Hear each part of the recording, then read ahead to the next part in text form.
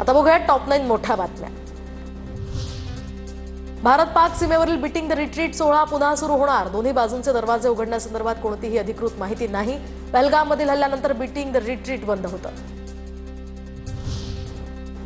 देशभरात 257 कोरोना रुग्णांची नोंद। कोरोना रुग्णसंख्येमध्ये महाराष्ट्र दुसऱ्या क्रमांकावर। मुंबईमध्ये 8 जणांना कोरोनाची लागण झाल्याचंही समोर।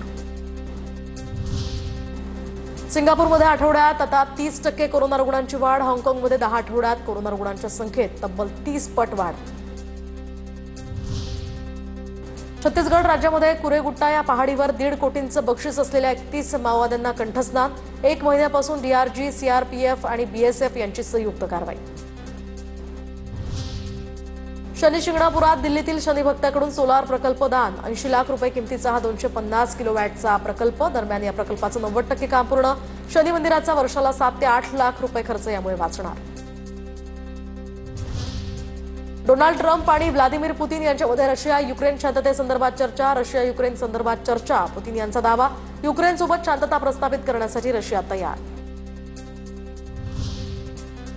नव्या गृहनिर्माण धोरणाला राज्य मंत्रिमंडळाची मंजुरी। 5 वर्षात 35 लाख घरं बांधण्याचं नियोजन। राज्य सरकारचं 70,000 कोटींचं नवं गृहनिर्माण धोरण। ईडब्ल्यूएस, एलआयजी आणि एमआयजी घटकांना आता घरं देण्याचं हे उद्दिष्ट।